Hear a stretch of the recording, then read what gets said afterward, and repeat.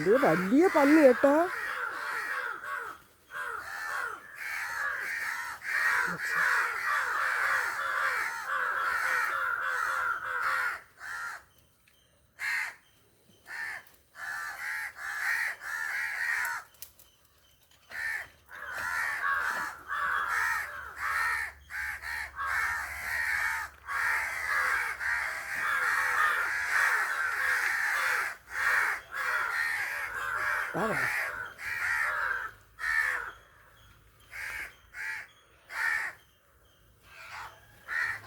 എടേ ദാ പോണടേ.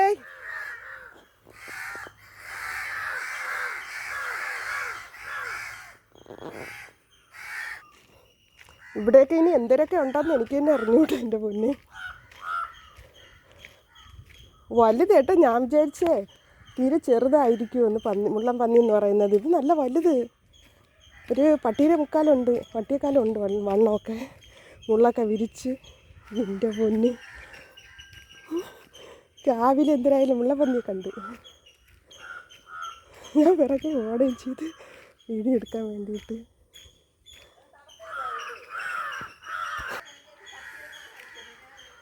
അയ്യോ, സാധാരണ ഞാൻ വിചാരിക്കുന്നത് ഒരു പൂച്ചേരെ അത്രയൊക്കെ ആയിരിക്കും കാണുന്നതെന്ന്, ഇത്തിരി കൂടെ വലുതായിരിക്കുമെന്ന് വിചാരിച്ച്. നമ്മൾ കാഴ്ചകളയിലൊക്കെ കണ്ടിട്ടുള്ള അത്രയല്ലേ. ഇത് നല്ല വലുത്. ഇത് വലുതെന്ന് പറഞ്ഞൊരു പട്ടിയെക്കാളും വണ്ണമായിട്ട് ഒരു മുക്കാലുണ്ട്. ബൊഹമൊക്കെ നല്ല ഭംഗിയായിട്ട് ഞാൻ കണ്ടേ. എലിയുടെ മുഖം പോലെ ഇരിക്കുന്നു. എനിക്ക് പേടിയുണ്ടായിരുന്നൊരു മുള്ള് കയറ്റുമെന്ന് തോന്നുന്നു. മുള്ള് നമ്മൾ അടുത്തോട്ട് പോയാലേ മുള്ള് കുടയോളായിരിക്കും. അപ്പോൾ ഇനിയൊക്കെ എന്തൊക്കെ ഉണ്ടാകുന്നോ.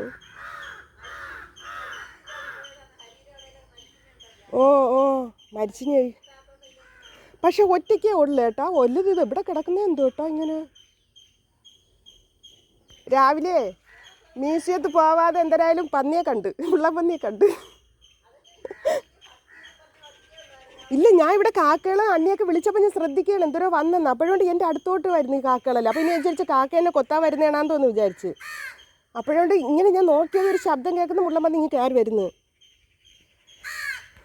പേടി ഉണ്ടായിരുന്നു മുള്ളു കുടയോ എന്ന് തോന്നുന്നു. പക്ഷേ മുള്ളൊന്നും കുടഞ്ഞില്ല. അത് എന്നെ കണ്ടപ്പോൾ എന്നെ നോക്കിയിട്ട് അങ്ങ് ദൂരോട്ടങ്ങ് പോയി. നമുക്കെന്നാ ഓടാനും എത്ര ഓടാനും. മുയലാ? ഞാനും വിചാരിച്ച മുയലിൻ്റെ അത്ര തന്നെ, മുയലിൻ്റെ അതേ മുഖം പോലെ തന്നെ കേട്ടാ. ഏകദേശം ഒരു മൈലിൻ്റെയൊക്കെ അത്രയും പൊക്കം ഇല്ലെങ്കിലും ഏകദേശം അത്രയൊക്കെ ഉണ്ട്. നീ കണ്ടാ തന്നെ? എടീ കള്ളി, നീ ഇവിടെ ഇരിക്കുന്ന നീ കണ്ടില്ലേ മുള്ളൻ പന്നിയാ?